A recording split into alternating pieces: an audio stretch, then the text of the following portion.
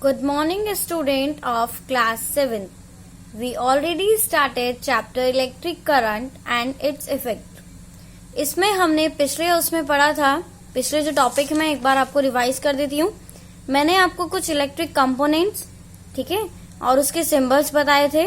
फिर उसके बाद हमने सर्किट डायग्राम पढ़ा था, जिसमें हम दो तरीके के डायग्राम पढ़े थे, open circuit diagram and close circuit diagram, ठीक है। तो ये हमने पिछले टॉपिक्स पढ़े थे। और आज का जो हम टॉपिक शुरू करने जा रहे हैं, पार्ट 2 हमारा है इलेक्ट्रिसिटी, ठीक है।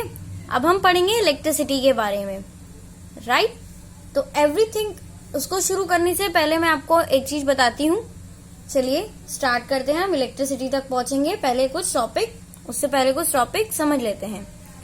Everything around us which occupies some space and have mass is called matter. आप अपनी चारों तरफ देखिए और आपको अलग अलग थिंग्स दिखाई देंगी, ऑब्जेक्ट्स दिखाई देंगे, है ना। ऐसे ऑब्जेक्ट जो आपके आसपास कुछ स्पेस यानी जगह या उनका कुछ अपना मास, वेट कुछ हो, ऐसे सारे ऑब्जेक्ट हमारे क्या कहलाते हैं? मैटर, ठीक है। और सारे ऑब्जेक्ट किससे बनते हैं? मैटर से बनते हैं। सारे ऑब्जेक्ट्स मैटर हैं, राइट। अब मैटर किससे बनते हैं? Matter is made up of particles. Matter छोटे छोटे पार्टिकल से मिलकर बनते हैं। And particles are made up of atoms. और जो पार्टिकल्स होते हैं वो छोटे छोटे एटम से बनते हैं। अब ये जो एटम होते हैं वो 3 तरीके के एटम होते हैं, इलेक्ट्रॉन, प्रोटॉन एंड न्यूट्रॉन, ठीक है। इलेक्ट्रॉन होता है हमारा नेगेटिव चार्ज, मतलब इसमें माइनस चार्ज होता है। प्रोटॉन हमारा पॉजिटिव चार्ज यानी इस पे प्लस चार्ज होता है। और न्यूट्रॉन पे कोई भी चार्ज नहीं होता, ठीक है। और इस तरह होता है हमारा एटम का डायग्राम। जो हमारे ये बीच का डार्क सर्कल दिखाई दे रहा है, इसको हम बोलते हैं न्यूक्लियस। और हमारे न्यूक्लियस में ही न्यूट्रॉन और प्रोटॉन्स होते हैं। और जो ये रिंग्स दिखाई दे रही है, इसको हम बोलते हैं ऑर्बिट्स। और इन ऑर्बिट्स में क्या करते हैं? इलेक्ट्रॉन घूमते रहते हैं।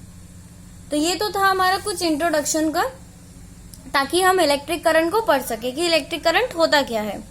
तो अब हम टॉपिक शुरू करते हैं हमारा electric current. What is electric current? Flow of electric charge यानी electrons continuous is known as electric current. या हम ये कहें कि flow of electron is known as electric current, ठीक है। इलेक्ट्रॉन का चलना, फ्लो करना क्या कहलाता है? हमारा इलेक्ट्रिक करंट। यानी इलेक्ट्रॉन जब चलते हैं, इलेक्ट्रॉन मूव करते हैं, तो हमारी क्या इलेक्ट्रिसिटी हमारी जनरेट होती है, ठीक है। क्या होती है? इलेक्ट्रिसिटी जनरेट होती है। अब it is measured as rate of flow of charge. इसको हम कैसे मेजर करते हैं इलेक्ट्रिक करंट को? Rate of flow of charge. Rate का मतलब क्या होता है? जब भी हम किसी चीज को मेजर कर रहे हैं विद रिस्पेक्ट टू टाइम, अगर हम किसी चीज को टाइम के रिस्पेक्ट में फ्लो मेजर कर रहे हैं तो उसको हम बोलते हैं रेट, ठीक है। जैसे अगर मैं आपको बोलूं कि ये हमारी एक ट्यूब थी, उसमें इतने इलेक्ट्रॉन 1 सेकंड में पार हुए, मैं बोलूं 2 इलेक्ट्रॉन 1 सेकंड में पार हुए, तो मैंने क्या करा कि जो हमारी फ्लो ऑफ इलेक्ट्रॉन था उसको किसमें नापा? किसके रिस्पेक्ट में नापा? टाइम के रिस्पेक्ट में। तो उसको हम क्या बोलते हैं? रेट। क्या बोलते हैं? रेट। और इसकी एसआई यूनिट होती है। एसआई यूनिट क्या होती है? जैसे हमने लेंथ की मीटर, किलोमीटर, सेंटीमीटर पढ़ी है ना, इसी तरह इलेक्ट्रिसिटी की एसआई यूनिट क्या होती है? एम्पियर। क्या होती है?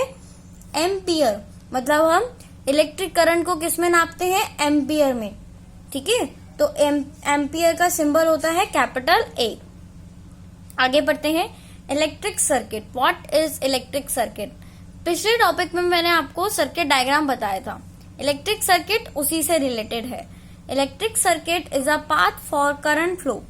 इलेक्ट्रिक सर्किट क्या है? पाथ है जिसमें क्या होता है? करंट फ्लो होता है।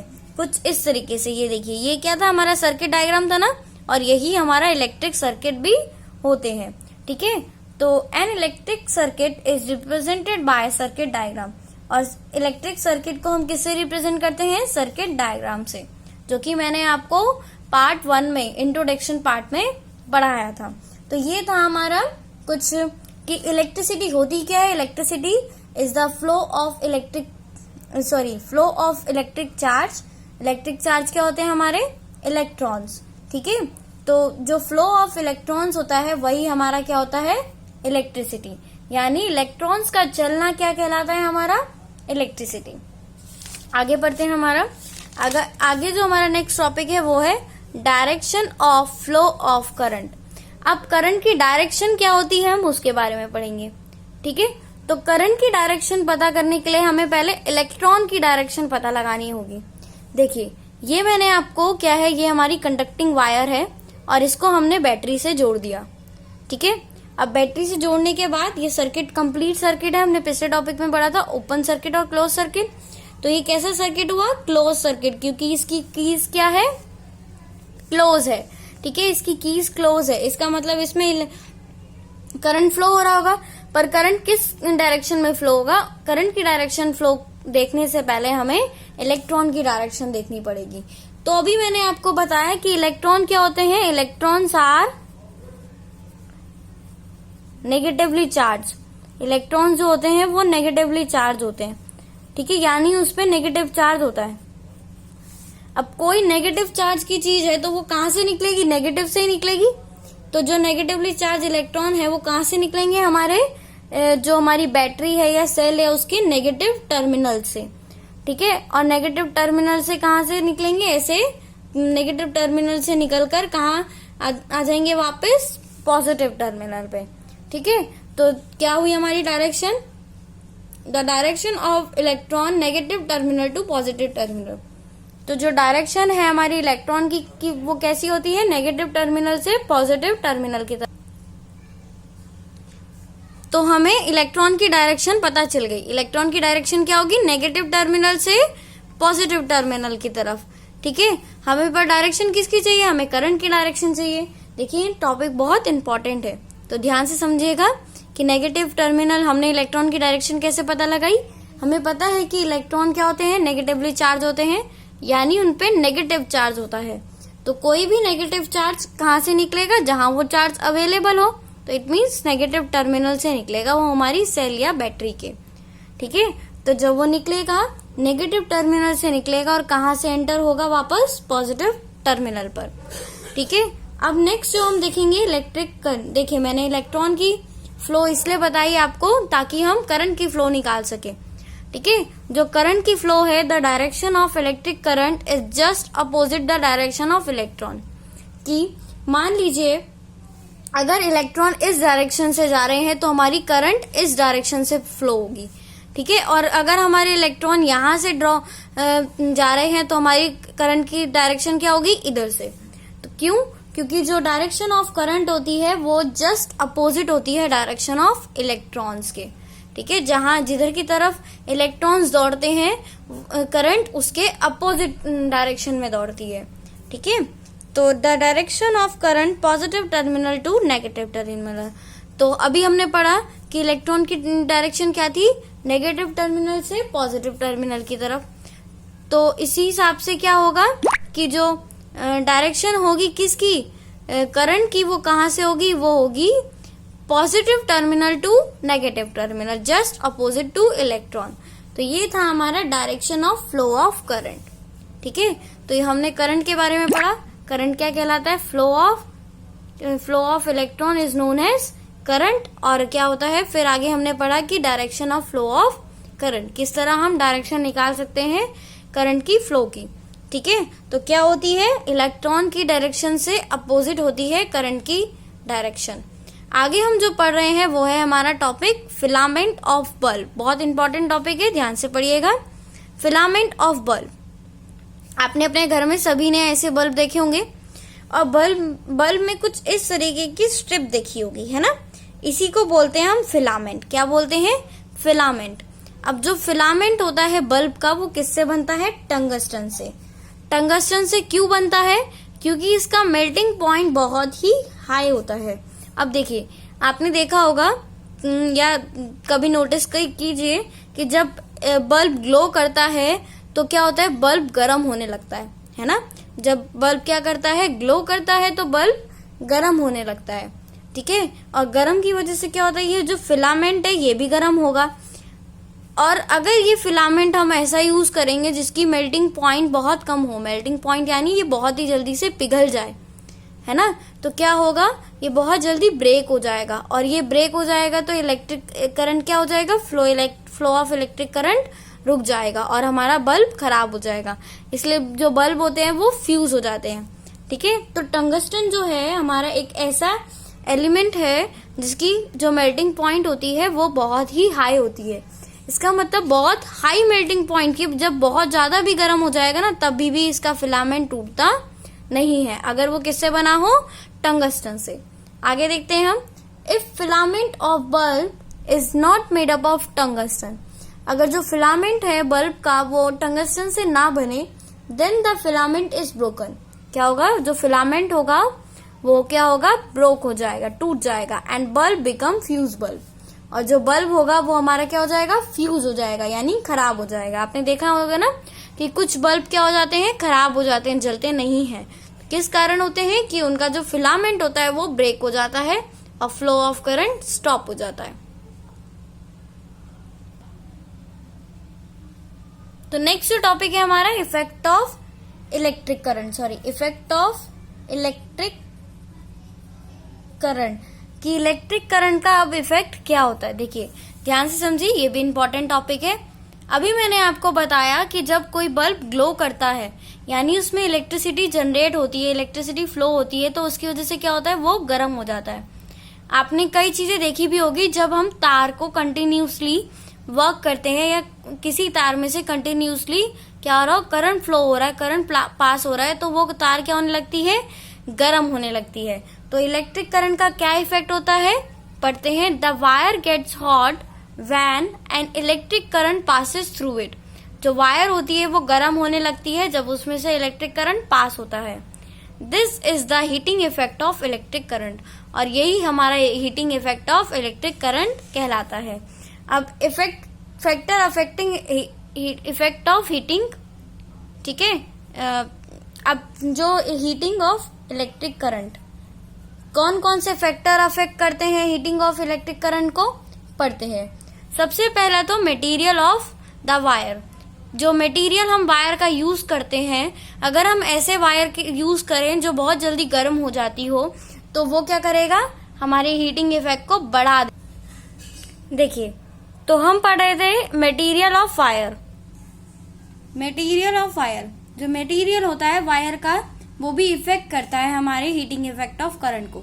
कैसे कि अगर हम ऐसे वायर्स यूज करते हैं जिसमें क्या है, जो बहुत जल्दी गर्म हो जाते हैं, हीट हो जाते हैं, जैसे अगर वायर मेटल से बने हैं तो वो इतनी जल्दी गर्म नहीं होते, पर अगर वायर एलॉय से बने हैं तो वो बहुत जल्दी गर्म हो जाते हैं। इसलिए आपने देखा होगा कि जो हमारे हीटर्स वगैरह होते हैं या गीजर्स होते हैं, रॉड्स होती हैं, उसको बनाने के लिए एलॉय यूज किया जाता है, क्योंकि एलॉय बहुत जल्दी गर्म हो जाता है। दूसरा लेंथ ऑफ द वायर, जो लेंथ होती है वायर के वो हीटिंग इफेक्ट के डायरेक्ट प्रोपोर्शनल होती है। डायरेक्ट प्रोपोर्शनल मतलब कि अगर हम लेंथ, जितनी ज्यादा हम लेंथ बढ़ाएंगे वायर की, उतनी ही ज्यादा जो वायर होगी वो उतना ही ज्यादा वायर क्या करेगा, हीटिंग होगी उसमें। मतलब अगर हम लेंथ बढ़ा रहे हैं किसी भी वायर की तो उतनी ज्यादा उसमें हीट एनर्जी प्रोड्यूस होती है। किसकी वजह से, इलेक्ट्रिक करंट की वजह से। नेक्स्ट होता है थिकनेस ऑफ द वायर, जो थिकनेस होती है वायर की वो उसके इनवर्सली प्रोपोर्शनल होती है। इनवर्सली प्रोपोर्शनल का मतलब क्या होता है बच्चों, कि अगर हम किसी भी वायर की थिकनेस बढ़ाएंगे तो जो उसमें इफेक्ट है, हीटिंग इफेक्ट है, वो कम हो जाता है। ठीक है, क्या होता है, हीटिंग इफेक्ट कम हो जाता है कब, जब हम थिकनेस बढ़ाते हैं। ठीक है, मटेरियल ऑफ द वायर भी डिपेंड करता है कि अगर हम ऐसे मटेरियल यूज करें तो बहुत जल्दी गर्म हो जाते हैं, वो भी हमारे हीटिंग इफेक्ट को बढ़ाते हैं। हीटिंग इफेक्ट से क्या होता है बच्चों कि देखिए आपने देखा होगा कि गर्मियों में हम लोग कम काम कर पाते हैं, है ना, गर्मी की वजह से। क्यों? क्योंकि हमारी बॉडी बहुत जल्दी हीट होने लगती है, तो जो हमारी एनर्जी है काम करने की वो किस में लूज हो जाती है, गर्मी की वजह से लूज हो जाती है। ठीक है, तो इसी तरह अगर किसी इलेक्ट्रिक वायर में या किसी इलेक्ट्रिकल कंडक्टर में हीटिंग ज्यादा होगी तो जो भी उसकी इलेक्ट्रिकल एनर्जी है, जो उसकी इलेक्ट्रिसिटी है, वो किस में वेस्ट हो रही है, हीट में। तो इसका मतलब हमें हीट कम करना पड़ेगा ऐसे अप्लायंसेस में जिसमें हमें इलेक्ट्रिसिटी ज्यादा चाहिए हो। तो इसलिए मटेरियल हमें कैसे यूज करने चाहिए, ऐसे मटेरियल यूज करने चाहिए जो कि हीटिंग इफेक्ट को कम करते हो, ठीक है। और लेंथ ऑफ द वायर, जितनी हम लेंथ रखेंगे वायर की वो क्या होगी, उतनी ही ज्यादा हीटिंग इफेक्ट होगी। थिकनेस ऑफ द वायर कि, और अगर हम मोटी वायर लेते हैं तो उसमें हीटिंग इफेक्ट क्या होगा, कम हो जाएगा, ठीक है। अगर हम मोटी वायर लेते हैं तो हीटिंग इफेक्ट कम हो जाएगा। इसलिए आपने देखा होगा जो ट्रांसमिशन वायर होती है जिससे हमारे घरों में लाइट इलेक्ट्रिसिटी आती है वो थोड़ी मोटी मोटी होती है। पर अगर हम अपने घर में किसी इलेक्ट्रिकल अप्लायंस की वायर देखें या अपने आप फोन की चार्जर की या टीवी के तार की देखिए तो वो थोड़ी पतली होती है, बारीक होती है। क्यों? क्योंकि उसमें क्या करना पड़ता है हमें, उसमें इतना हीटिंग इफेक्ट नहीं होता। पर जो इलेक्ट्रिसिटी है वो एक खंबे से दूसरे खंबे में जो ट्रांसमिट हो रही है उसमें बहुत ज्यादा करंट फ्लो हो रहा है। तो क्या हो, ज्यादा करंट फ्लो होगा तो ज्यादा हीट में चेंज हो जाएगा, और हीट में क्या है, हीट तो हमारी वेस्ट कर देगी करंट को, है ना। तो इलेक्ट्रिसिटी वेस्ट ना हो इसलिए क्या होती है, वो मोटी मोटी तार यूज करते हैं, ठीक है। कम तार तो यूज नहीं करेंगे क्योंकि अगर लेंथ कम कर देंगे तो वो घर एक खंबे से दूसरे खंबे तक पहुंचेगी कैसे, दूर दूर तक कैसे जाएगी इलेक्ट्रिसिटी। इसलिए वो क्या करते हैं, उसकी थिकनेस को बढ़ा देते हैं। नेक्स्ट है हमारा application of heating effect of current. अब जो ये हीटिंग इफेक्ट ऑफ करंट है इसके क्या क्या एप्लीकेशंस होते हैं, देखिए। सबसे पहले इसका एप्लीकेशन है फ्यूज, ठीक है, और एमसीबी। सबसे पहले हम फ्यूज के बारे में पढ़ते हैं। Fuse is used to prevent short circuit. क्या करता है फ्यूज, क्या करता है, शॉर्ट सर्किट को प्रिवेंट करता है, शॉर्ट सर्किट से बचाता है, ठीक है। Fuse has low melting point.